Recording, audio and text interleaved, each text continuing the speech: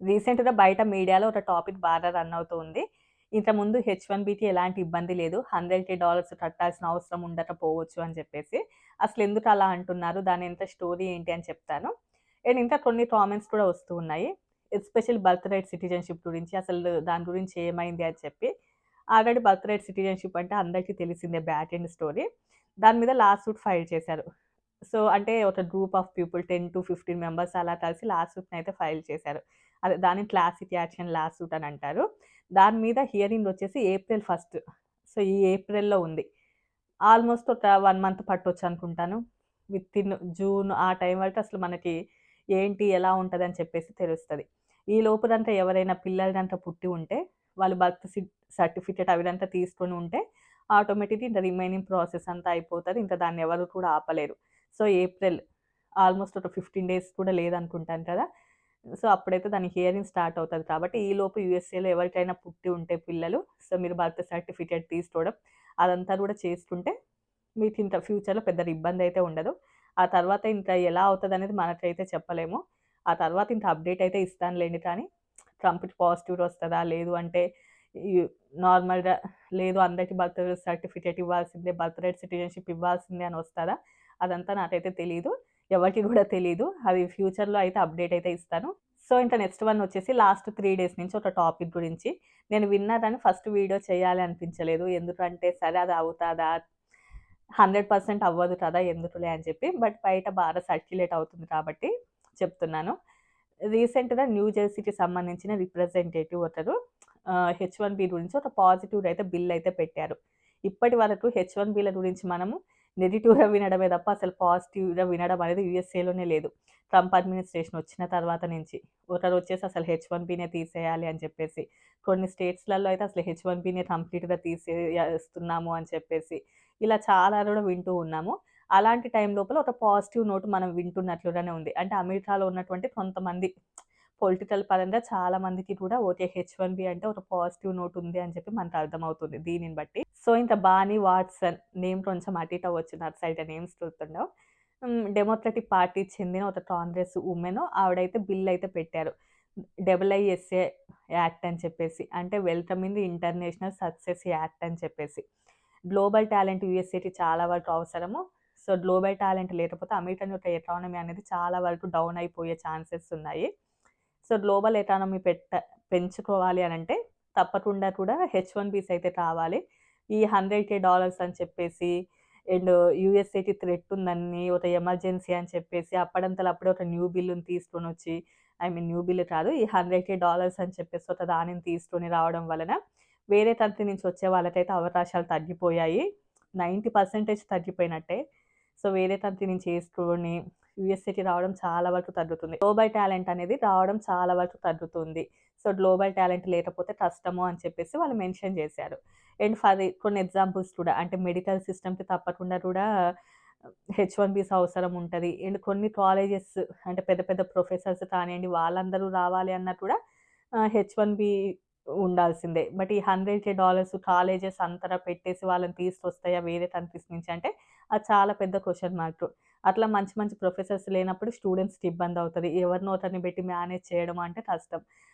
Within యూఎస్ఏలో అలాంటి వాళ్ళు దొరకడం అనేది కొంచెం కష్టం. ఈవెన్ మెడికల్ ఫీల్డ్‌కైతే చాలా వరకు కష్టం. సో, మెడికల్ అనేది కొంచెం డిఫరెంట్ కదా! యూఎస్ఏలో. ఎంతైనా కూడా మంచి మంచి వాళ్ళు ఉండాలి అక్కడ డాక్టర్స్. లేదు అంటే క్రెడిబిలిటీ పోతది. అమెరికన్ హాస్పిటల్స్‌కి ఉన్నటువంటి ఆ క్రెడిబిలిటీ పోతది కాబట్టి మంచి డాక్టర్స్ కావాలి. సో, హెచ్-1బీ ఉంటేనే ఇదంతా కూడా సాధ్యం అని చెప్పేసి వాళ్ళు కొన్ని ఎగ్జాంపుల్స్ అయితే మెన్షన్ చేశారు. వీళ్ళు పెట్టినటువంటి యాక్ట్ ఓకే అవుతదా అంటే అది 100% కష్టమే. ఓన్లీ ఒక అమెరికన్ ప్రెసిడెంట్ ఏదైనా ప్రవేశపెడితేనే అమెరికాలో చాలా వరకు పాలిటిక్స్ ఉంటాయి. అది సక్సెస్ అవ్వడానికి. అలాంటిది ఇప్పుడు వీళ్ళు వేరే పార్టీ అంటే డెమోక్రటిక్ పార్టీలో ఉన్నారు. వీళ్ళకంటూ మద్దతు కావాలి. అది చాలా వరకు కష్టమైన పని. వాళ్ళ లోపల వాళ్ళకే మద్దతు దొరకడం చాలా వరకు కష్టం. అలాంటిది దానికి ఇంకా అన్ని రూల్స్ వీళ్ళు యాక్సెప్ట్ చేయాలి, వాళ్ళు యాక్సెప్ట్ చేయాలి, ట్రంప్‌కెళ్ళాలి, అది యాక్సెప్ట్ ఇదంతా అవ్వడం అనేది కష్టం. అంటే కాంగ్రెస్ త్రూ జరగడం అనేది కొంచెం కష్టం. ఎందుకంటే అంత డిఫరెంట్ పాలిసీస్ ఉంటాయి కాబట్టి. సో, కాకపోతే ఒక్కటేంటి అంటే ఓకే. అమెరికాలో వేరే వాళ్ళకి కూడా హెచ్-1బీ అంటే ఒక పాజిటివిటీ ఉంది. అంటే అందరికీ నెగటివిటీ అయితే ఏమీ లేదు అనేది ఒక గుడ్ సైన్ అనుకోవచ్చు మనం. సో, ఇంక వీళ్ళేంటి అంటే 1990స్ ఆ టైం లోపల అమెరికా లోపల ఐటీ మీద మంచి బూమ్ ఉన్నప్పుడు ఏంటి అంటే చాలామంది హెచ్-1బీస్ వచ్చారు. ఆల్‌మోస్ట్ 2001, 2002, 2003 ఆ టైం లోపల ఒక 1 ఇయర్‌కి 2,00,000 వరకు హెచ్-1బీస్ వచ్చిన రోజులు కూడా ఉన్నాయంట. అంటే అదంతా కూడా ఈజీగా ఒక ప్రెసిడెంట్ తీసుకొచ్చింది కాదు. ఒక కాంగ్రెస్ త్రూనే. అంటే ఎంతమంది రావాలి? 85 95 లేదు అంటే 1,00,000 2,00,000 పీపుల్ రావాలా? హెచ్-1బీలు అంతమంది అవసరం ఉన్నారా? అని ఇదంతా కూడా కాంగ్రెస్ త్రూనే నడిచింది. సో, అందరూ యాక్సెప్ట్ చేస్తేనే జరిగింది. బట్ ఇప్పుడు ఈ 100K బిల్ అనేసి అసలు కాంగ్రెస్ త్రూ వెళ్ళింది కాదు. జస్ట్ నేషనల్ థ్రెట్ అని చెప్పేసి, నేషనల్ ఎమర్జెన్సీ అని చెప్పి అప్పుడంతలో అప్పుడే ఒక బిల్లుని వాళ్ళంతట వాళ్ళే తీసుకొచ్చారు కాబట్టి ఇది జరగకూడదు అని చెప్పేసి వీళ్ళు అపోజ్ చేస్తున్నారు. ఈ ఇయర్‌కి మాత్రం ఇక ఇంతే. ఒకవేళ ట్రంప్‌కి ఆపోజిట్‌గా వచ్చినా కానియండి, ఆల్రెడీ కొంతమంది కలిసి లా సూట్ ఫైల్ చేశారు కదా! అందులోపల ఒకవేళ ట్రంప్‌కి నెగెటివ్‌గా వచ్చి ఈ 100కే తీసేయాలి అని చెప్పేసి వితిన్ ఈ 1 వీక్‌లో వచ్చినా కూడా ఇంకా ఏమీ ఉండదు. ఇంకా ఆల్రెడీ మేబీ నెక్స్ట్ ఇయర్‌కి ఇంక ఉండకపోవచ్చేమో. ఒకవేళ ట్రంప్‌కి అపోజిట్‌గా వస్తే. బట్ ఈ ఇయర్ మాత్రం ఇంక ఈ 100కే బయట నుంచి వచ్చేవాళ్ళు కట్టాల్సిందే. సో, ఇప్పుడేంటంటే ఇన్‌సైడ్ యూఎస్ఏలో ఉన్న వాళ్ళకి మాత్రం చాలా వరకు బెనిఫిట్.